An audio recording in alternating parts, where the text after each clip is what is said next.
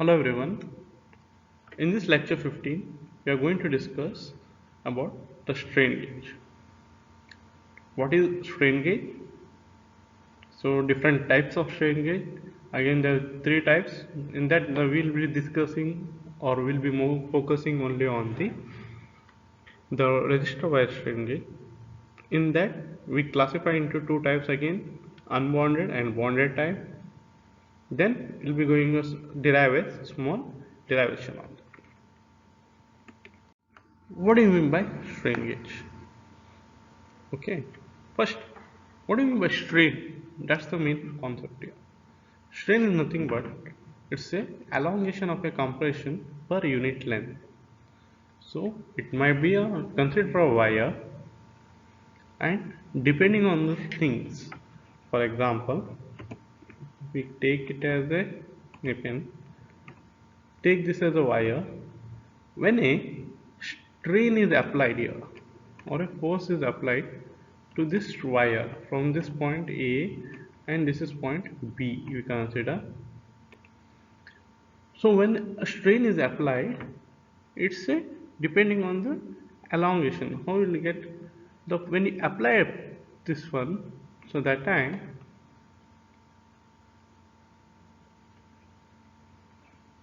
take you take this as a this much the wire might extend. So here you can observe the property of the wire is little elongated, is elongated, or we change it as the length has been increased here due to the apply of strain on it.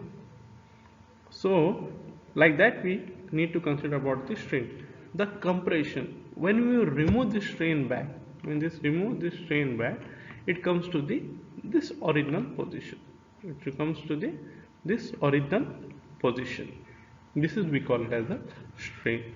So what is this unit length? That's the one concept we need to think. We think only for unit here. For example, 1 centimeter square, 1 centimeter, or a 1 meter. So depending on the statistic we usually take, where for where it is applied. Okay, so this is what we call as a strain. Then the stress. What do you mean by stress? Stress is nothing but like this: when you have one unit area, this is the amount of the force applied to this area. So what will happen? So similarly, the little the the material, the wear with each area, the little kind of a the pressure has make a dent type, or it like a pressure putting on the structure. It is like a pushing towards. For example, when you consider catch a book and you press on the center or any part of the thing, that time we can feel a bend type there. So that time we call it as a force. But when we it implement to a unit area, for example 1 meter square area, okay, length into breadth like this it say. So area meter square it will come 1 centimeter square, or like depending on the 1 kilometer square, anything we can consider. This is the main two concepts what we need to think. Stress is on the area, we consider only about the force. The strain we consider only about the the length or anything on the wires or anything in that time when you apply the change in the length we look at. Okay, so this is what we call as a strain and the stress. So this is we call as the strain. The strain gauge is what is now, it's a passive transducer because it doesn't have any kind of energy. So whatever we apply on that thing or any apply on that transducer, for example we will be looking into the strain gauge devices or a structure or any kind of a sensor where we will be using it. So that time when we implement the force or stress on it, that uses the variation, that uses the variation in the electrical resistance. You can ask how this variation will occur. Remember I said about the strain, the length in the of the wire, the length of the wire, when we it is straight normal it is okay. when we change the length, that time the length of the wire has been changed. So when there is a change in the length of the wire, of course it will indirectly change the elongation. Thus the elongation status has been occurred, or a elongation property makes the change in the length of the wire. It will directly affect the resistance. So it will cause change in the length, it causes change in the resistance. So this is how we consider. So what is this length? Change in the length is making, it is telling that the strain has been applied or a force on it. So it is making it change in the length. So that we call it the elongation process. So that is directly proportional to the change in the resistance of the wire. So this is all about the strain gauge. What is strain now? Apply the strain, how the change in the length of the by elongation or a compression, and it will directly affect the resistance. So that variation in the electrical resistance will give me the value. Okay. So this can be easily done by variable transducer. It's common to, instead of use strain, we use instead of the stress, because that pressure index of the pressure we need to consider for that purpose. So usually the transducer on which we are effects of forces we are using, or the parameters on the forces we are using, we consider it as the strain gauge. Okay, so as I said it before, the metal conductor, when it is stressed or a compressed, its resistance change, because that's not only the length, also the diameter also might change.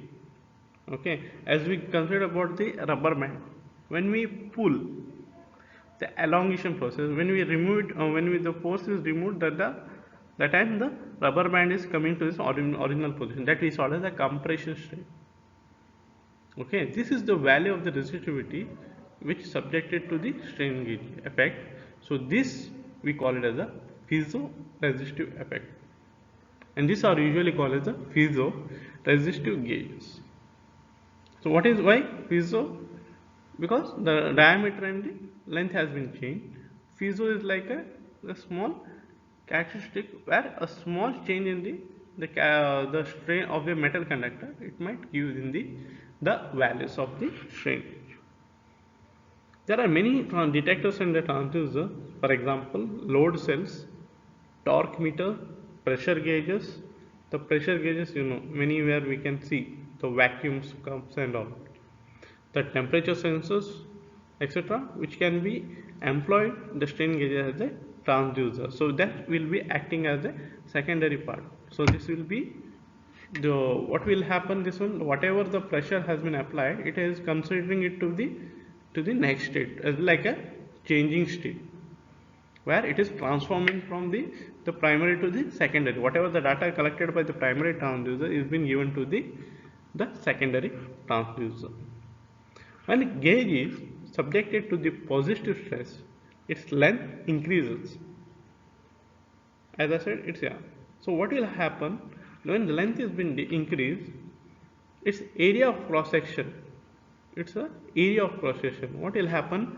See here, when this is the length. So this is, if you think a wire, when you apply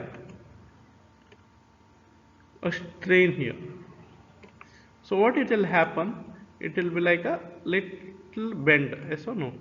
So what will happen when there is a force? So here it will kind of a little, the area of pressure, if it was little, diameter was little more, so that time again it will little, the bending causes the area of transition to be little less. Okay, this is what the area of cross section we say. So only the point of contact where the point has been did, so that time it has been less, inversely proportional to the area of cross section. And gauge increases with the positive strain. So remember one thing, when gauge is subjected to positive stress, its length increases length is increased, remember, and while its area of cross section is decreased, the point of contact is decreased.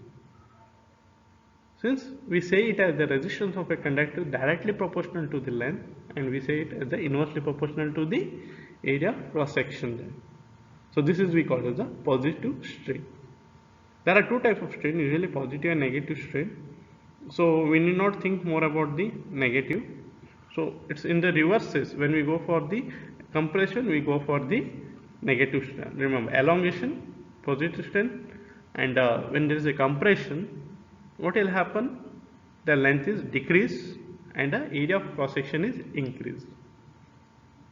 Okay, so that are directly proportional to the area of cross section and inversely proportional to the length. That is the concept here. This change in the resistance value of a conductor under strain is more than for an increase in the resistance due to the dimensional changes. Okay, when there is a positive strain, the increase in the resistance due to the dimension changes. This property is called as a piezoresistive effect. Piezoresistive effect. So change in the characteristic of the resistance by applying a strain, so that time it causes the change in the resistance. So that's we call it as a piezoresistive effect. So now we discuss about the strain gauges types here. Okay, so there are usually three types: the wire strain gauge, foil strain gauges, semiconductor strain gauges. So now we'll be discussing only about the resistance wire strain gauge, which are usually in the two types: unbonded type and a bonded type.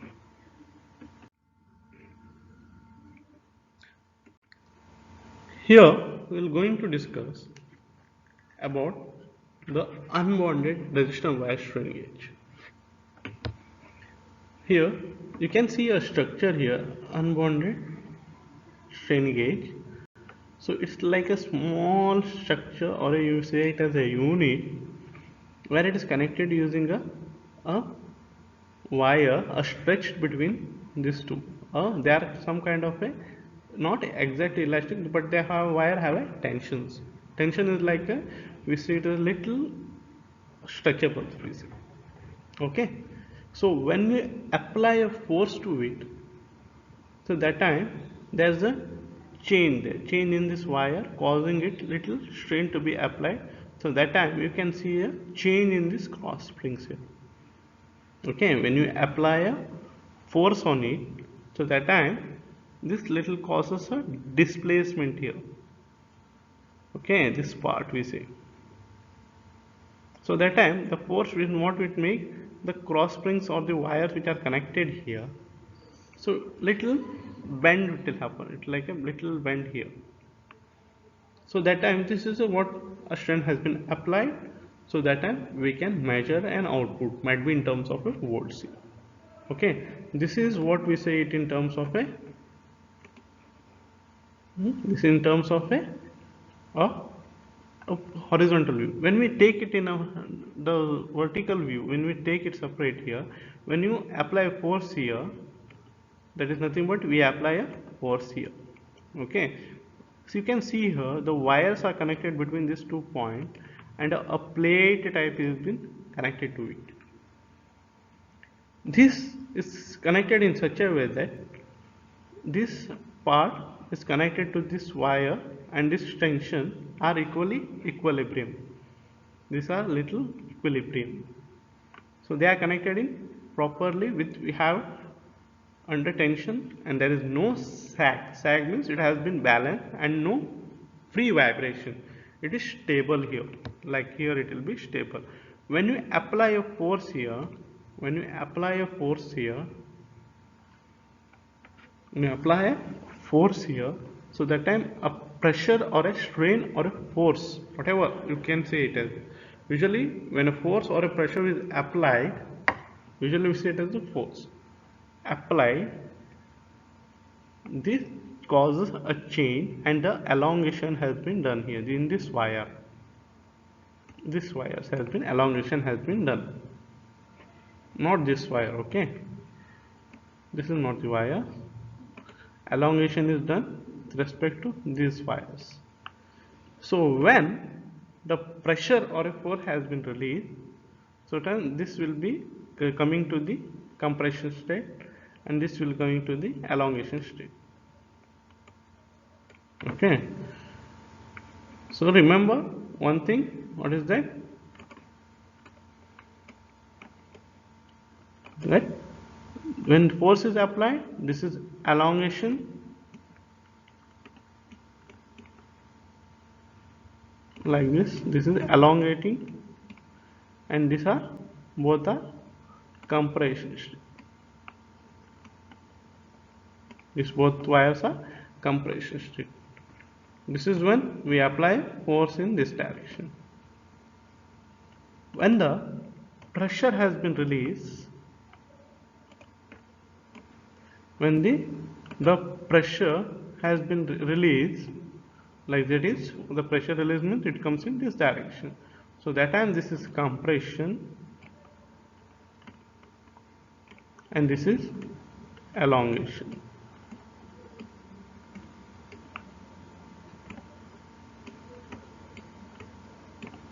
This is elongation. So what has happened? Before it was a stable and now it is unstable. Not unstable, we say it as an unbalanced bridge. So this we together we connected, it is a stable then. Okay, together it was a balanced bridge. This was a balanced bridge. When you apply a force, it causes unbalanced bridge, and the unbalanced bridge, remember the Wheatstone bridge or the whatever the same technique, the unbalanced bridge will give us the voltages due to the variation in the resistance of these wires. Variation in the resistance of these wires. So the bonded resistant wire strain gauge. So you can see the different in the structure. So here the main concept of the bonded strain wire resistant wire strain is the fine wire. These are very fine wire of about 25 micrometer or 0.025 inches or less in diameter, which has to be looped back and forth when there is a, or it has to be mounted on a plate, because we have to make a easily movement of this, and when the pressure has been released it has to come to its normal position. So which usually are mounted on a thin paper or bakelite or a Teflon. So usually these are covered on the top. These are usually covered on the top with a thin material so that it is not damaged mechanically, so that whatever the strain has been there or the movement or a friction, it has not to affect it. So what is doing this wires? It is making the uniform distribution of the stress. This is causing a uniform distribution of the stress. Okay, so what is happening when there is the pressure or stress has been applied, the wire elongation takes place. Is to have the lets where it has to be calculated. The output has been taken. Okay, when there is stress has been applied, so that time even the elongation of the wire takes place there. So that time they cause the increase in the length and decrease in the cross sectional area. But what is happening? It is causing an even pressure on this one. It cannot be like a point pressure, so it can be a very area wise pressure we can consider here. That was a point type bond unbonded. Now here it is kind of a some unit area we have to consider about the unit area. So that time what will have, if that was in the case of a unbonded, it has to be a point pressure point. The pressure has to be in the pointed type where it has to, so that time the cross section area was to be very low. Now what we are having, the area has been increased and we have a point of contact here more, so that time there is a even of the ness. Okay, this is what the tensile strength stress to elongate the wire and also increase the length and decrease the cross sectional. The combined effect, what is this? The elongation in the wire and the decrease in the cross sectional area will cause an equation R is equals to rho into L divided by A. R is equals to rho into L divided by A. This is the equation where rho is the specific resistance of the material in the ohm and length is the L is equals to length of the conductor in meters. A is the area of the conductor. As I said, the area of the conductor where the pressure has been or the stress has been applied. Due to the stress, the two physical parameters are particular: the change in the gauge resistance and the change in the length. So we understood when we apply a pressure, it causes a area to be increased. The specific of the area has been increased here. Okay, and this causes the evenness. That's the all the even data uniform distribution of the stress has been implemented, and that whatever the data has been given to the LEDs.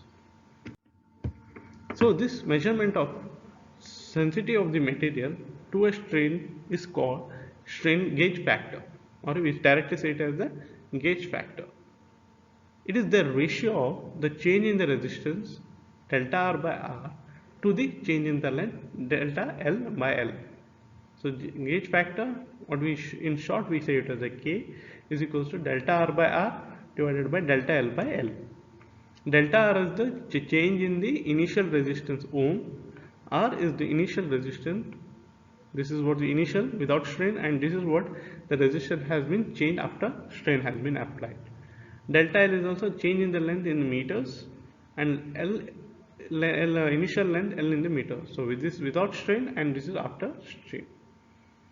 Since we know the strain has defined as the change in the length divided by the original length, so it is sigma is equals to delta L by L. Now equation L can be written, equation 1 can be written as K is equals to delta R by R sigma 2. So sigma is the strain in the lateral direction, or you can say it as a rho also. Usually we name as a sigma. Okay, the equation 2. Now the change of the conductor resistance of a conductor of a uniform cross section is R is equals to rho into length divided by area. R is equals to rho divided by 1 by area. Area is equals to pi R square, as we take it as the area, pi R square, or the radius. R is equals to, since wire has a circular component, circumference, so that we call it as a circle. R is equals to d by 2, that we as we know the general formula. So R square is equals to d square by R. So substitute this thing in the R is equals to rho divided by pi d square by 4.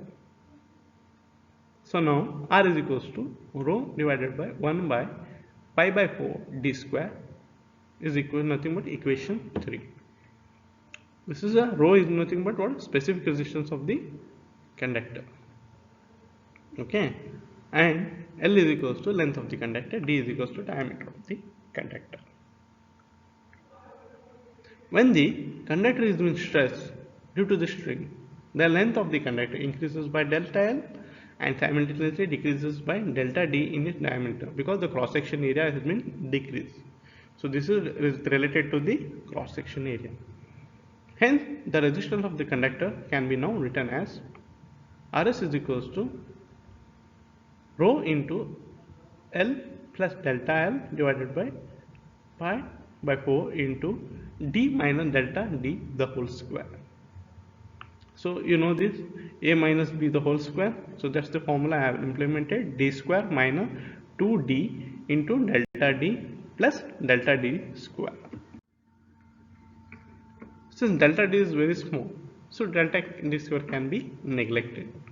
So that time Rs is equals to rho into L plus delta L divided by pi by 4 into D square minus 2D into delta D. That is, we can simplify by taking d as a common factor, or sorry, d square as the common factor.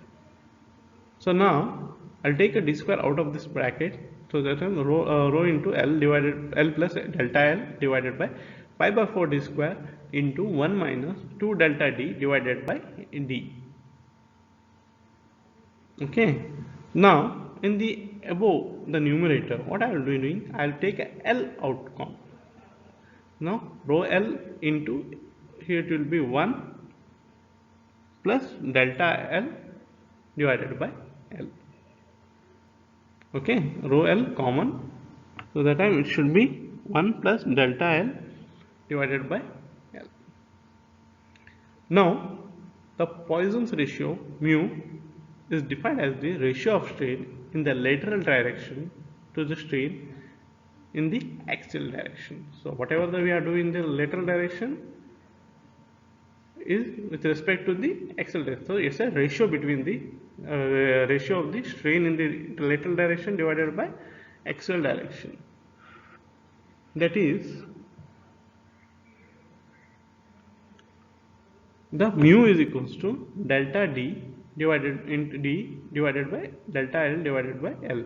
So d is in the lateral and L is in the axial direction. Okay, so that is, if you consider this as the wire, so this is called it as a axial direction with respect to the axis of the wire, and this we call it as a lateral direction, that is with respect to the diameter. This is with respect to the length. Okay, now delta d divided by d is equals to mu into delta L by L. So this is equation 6. Now what I am going to do, I am substituting for delta d for d from equation 6 in equation 4. So this I am going to substitute here in this one. So rho L divided by into L plus delta L divided by L divided by pi by 4 d square 1 minus 2 mu delta L by L. So I am replaced the delta d by d with respect to the mu delta L by L. Now it's a, we call it as a rationalizing. What do you mean by rationalizing? So I want to remove this one step. So what I am going to do, I am multiplying, dividing the same thing with respect to the sign inverse of it. If it is a minus, I am going to take a plus. If it is a plus, I am going to take a minus here. So this is minus, so I am taking both the step as plus. So rho L divided by pi by 4 d square into 1 plus delta L divided by L into 1 plus 2 mu delta L by L. Now 1 minus 2 mu delta L by L plus 1 plus 2 mu delta L by L. So I am going to multiply this one. Okay, I am going to multiply this one. So that time I am going to take 1 plus 2 mu delta L by L plus delta L by L plus 2 mu delta L square divided by L square, and here 1 minus, this is a plus b minus a plus b into a minus b. So that time it should be a square minus b square. So 1 minus 4 mu square delta L square divided by L square. See, here also we can consider the delta L is very small, so we can neglect with respect to the powers of delta L. After considering this, so that time it will be, the numerator has been gone, so that time 1 plus 2 mu delta L plus L plus delta L by L. This is 0 and this is considered as 1. Now simplify 1 plus mu delta 2 mu plus 1 into delta L by L and take it to the next step, that rho L divided by 1 plus mu by 4 d square. So this is common here. So I am changing here, and saying 1 plus 2 mu into delta L by L. So this is the reason why what I am making it multiply here. I am multiplying rho L by with respect to here. So what is happening? This 1 plus 2 mu, I am taking it separate. So rho L divided by pi mu by 4 d square plus 1 plus the rho L by pi by 4 d square into delta L by L, and this 1 plus 2 mu is, as I kept it as a constant, so we cannot replace it anything. I am keeping it as a constant. So this is what I am required, mu, in terms of mu I require, and we know that Rs is equals to Rs plus delta R. So whatever the strain resistance is nothing but R plus whatever the increased resistance delta R. Okay, so that time R is equals to rho L divided by pi by 4 d square. Delta R is equals to, so I'm comparing this equation, R here and delta R terms here. So you can see here we don't have any delta term, and here only we have delta terms here. So I'm equating R is equals to rho L divided by pi by 4 d square, and delta R is with respect to this equation. So now I'm taking these things, I'm substituting that. Delta R we got, whatever we required to derive for delta R, and I'm representing it in the gauge factor formula. So what is delta R by R? So this get cancelled. Okay, and what is remaining? Delta L by L into 1 plus 2 mu. So when we take it to the gauge factor, it is K is equals to 1 plus 2 mu, or 2 mu plus 1. So this is how we need to find the derivation for the strain gauge. Okay, thank you. And HS Kelsey is the standard book where I took from the derivation from there, and these two are the other references. Thank you once again.